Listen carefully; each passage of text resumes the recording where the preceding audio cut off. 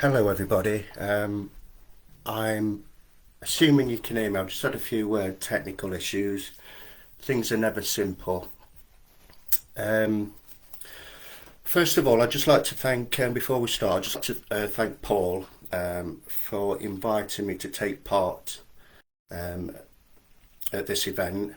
I think the Make the Wish Foundation is a very good cause. So yeah, it's a pleasure to be involved in such. My name is Richard Seabauer. I'm going to read out some poetry to you. It's from my new collection. It came out just a few months ago. It's called Sanctuary. Um, it's doing really well. It is currently in the top. It's in the inspirational bestsellers list on Amazon, and it's also the themes of it have also been compared to Gitanjali, which is the 1913 Nobel Prize in Literature winner. Um, so yeah, it's going really well. I actually went away last year to live in a Buddhist community where which kind of explains the themes of the cover. Um, yes, so this was written and compiled whilst in a Buddhist community, and it just gave me a really interesting and different perspective on the world, and a nice relaxing environment to like switch off from the world as we know it, I suppose. Yeah, it was inspiring. This first poem is called White Butterflies, and white butterflies represent the spirits of departed loved ones. So, white butterflies. Aching in the morning, listening to the distant sound of invisible whispers, like the wild and infinite, the hurry yet delicate flurry of wings of 5 white butterflies as they leave with just their memory in flight. Thank you.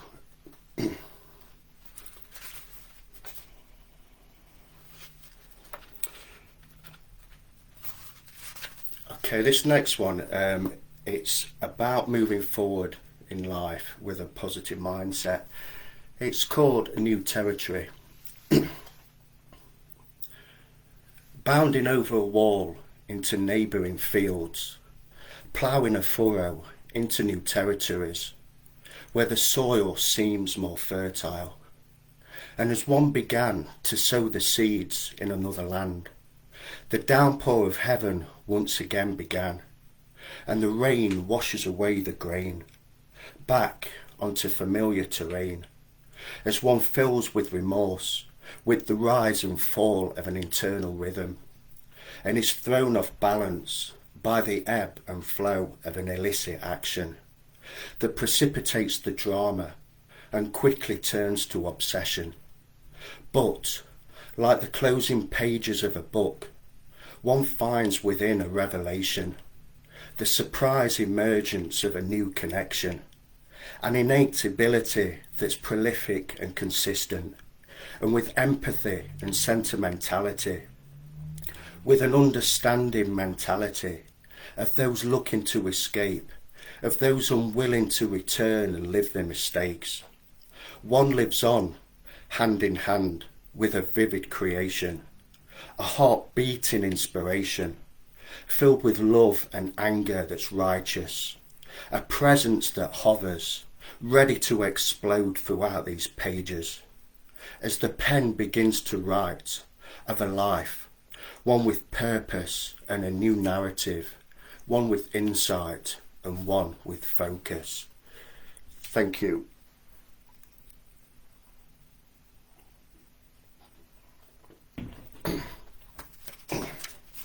This next one is called Home.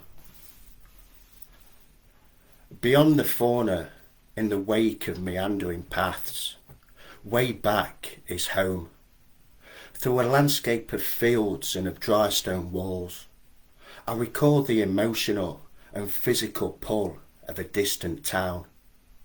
Situated in the thick of an urban wasteland, the carriageway of the headland carries me past the warehouses, the estates and units, all industrial, to the improbable, a field full of crops where there's a bright-eyed fox and mice that thrive in the upturned earth of molehills. As a 36 flock of goldfinches speed about the seed heads, of thistles at the perimeter of the field's edge, and in the nest of a single large tree, a sparrowhawk stands, observing the scenery, staring over fields before it takes off, beyond the fauna to lakes of blue water, increasingly aware that solace is beyond the neighbouring forest. Thank you.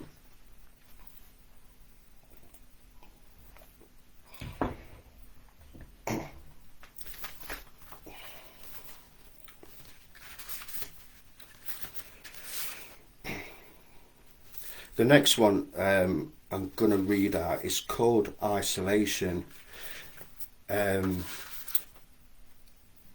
actually wrote this a few years ago, definitely before the original lockdown, and it's actually about the isolation that one feels in society as it actually was when it was normal, and the isolation you can feel in that kind of world. Settle me with a restive hand of congregation, one that makes me sit back and think again. Offer me a chink of light, as opposed to the consumer society with its dreams that end in ruined plight. As I walk on, I realise how subordinated we've become, and how the soul is overrun. We pay lip service to community values. I walk through the city and I question how we hardly know our neighbours. Where's our togetherness? We're all consumed by online searches. I thought we were social creatures of the night, full of appetite and voracious. We are sold this and that, but impulsive acts don't give meaning to life. We seem to survive on monotony and convention, where phones rule everyone. The urban wasteland is a vacuum of zombies, with an absence of faith, except for a vague belief in unknown deities. We're suffocating in work, commerce and conformity. As consumer society fills our lungs, my chest deflates as I contemplate the depths of these thoughts. Thank you.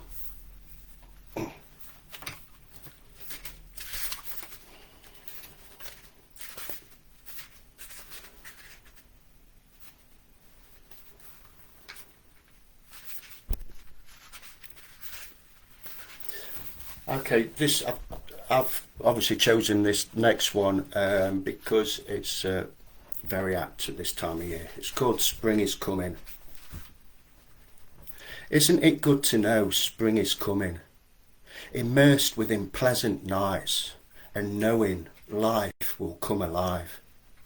As the clouds pass over the woodland chorus and a bullfinch swoops with a glint in its eye. Thank you. And this next one, I don't know if I mentioned, but I'm basically reading all these out for the first time today from this new book. This is called The Wanderer and His Shadow. I rise early and look out at the sky. I anticipate the rhythms of the day. In bursts they arrive, and possessing a quiet, cheerful certainty in the powers of persistence and focus, I settle in the stillness of the room and in my mind. Outside of the window, the wind is sharp and jarring as it blows. Looking down on the lane, it's cobbled quion stone, and the facade of the cathedral facing. A peregrine falcon stands, observing, a symbol of vision, casting a shadow of wisdom, before rising, and the focus is back in the mind, putting a pin in a map of my life, expressing faith in myself as I write. As in the corner, the room is infused by light, an ethereal wonder offering sanctuary in the stillness of time. A meditative state, and as I write, the shadow of my hand leads the way. It dances over the pages to a sonata expressing mood and variation. And noting the impermanence, I evolve on the back of this version. Everything is synchronized, as outside the cathedral bells chime, whilst I contemplate the nature of time. And inside this image that's beautiful, that stimulates light and makes things visible, I look out of the window and immediately feel raised from the cacophony and constant noise from the street below. The contrast of stillness is perfect. And in this vision, the falcon returns, noble in her nature, bringing with her a shadow of wisdom.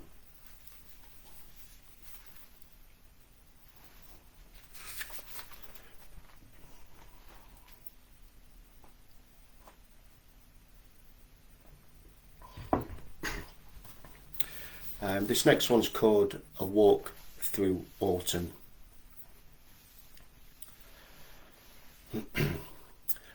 I witnessed the landscape I witnessed the landscape at a distance, and then relished the closeness as one walks through the evocative mist of dawn, seducing the eyes beyond the surface as I continue walking onwards among the enlightening hues and nip of autumn. And the day brightens like a shimmer of light that shines on an open glade, and I contemplate how the sun glistens on the water drops from the river fog. It shines, transmitting light right before my eyes, and the constantly active moment shifts as an enticing frieze of orange, red and green fluctuates a sense of warmth through a vision of autumn leaves, with a bristling procession that rushes up like blazing heat. As one walks through nature, a magnificent vision, like a dream that appears before floating down the river. Thank you. I've got 4 left. So I think I'm managing to stick to the time. This next one then is called Life is a Journey.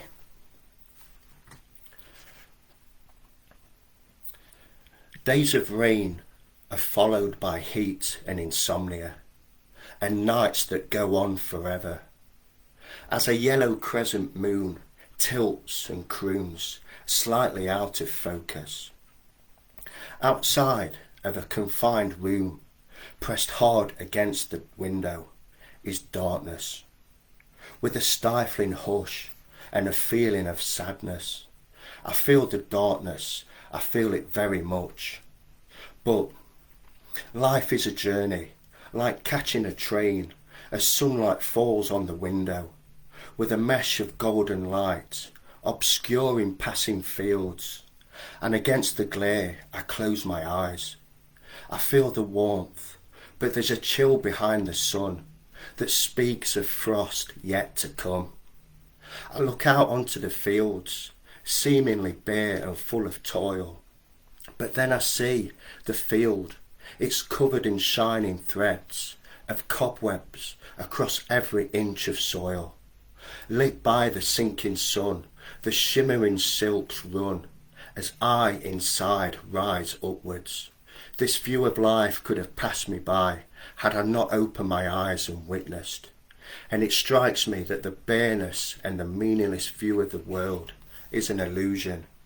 That things are real, magical and beautiful, even if I could not see them.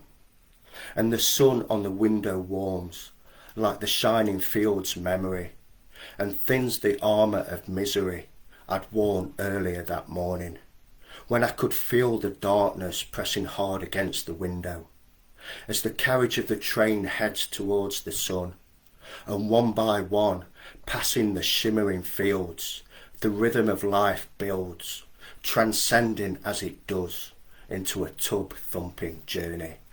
Thank you.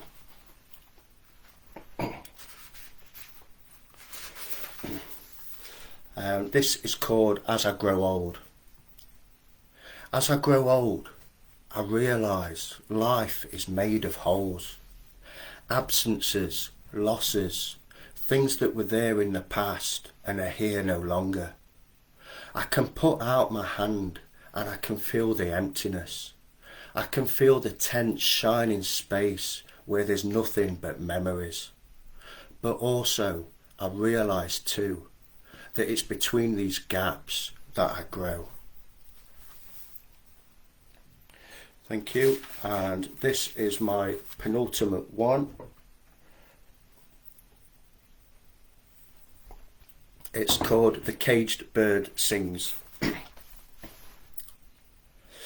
I lay, watching the day, listening to the sound of a chaffinch move around outside my window. I listen carefully. I think of the bird, of its identity, and of how we learn who we are. I think of sad songbirds in soundproof cages, and how our earliest experiences teach us who we are. I dream, I think of home, and as a bowl of lilies fills a house with scent, I'm filled with the wildness of lament, realising that everything was different about the place I was in. The day begins in the half-light through the drawn curtains. The shadow of the bird sits on its perch, relaxed, extraordinary, front streaked thickly, with cocoa-coloured teardrops, looking out of wild, wide eyes, like those of a samurai, before leaping off into its freedom. Thank you, and this is my final poem. It's a short one. It's called Melancholy. Dreams are invaluable, as tonight I read under the stars. Words come out in a cadence that resonate, in which only this moment allows. Melancholy rolls and spills all the way to the edge of the night, searching but never finding, never found. Thank you very much, everybody. My name is Richard C. Bauer. If you did like what you heard, my book Sanctuary is available at Waterstones and also worldwide on Amazon. Thank you very much for listening. Enjoy the rest of the event, and thank you very much.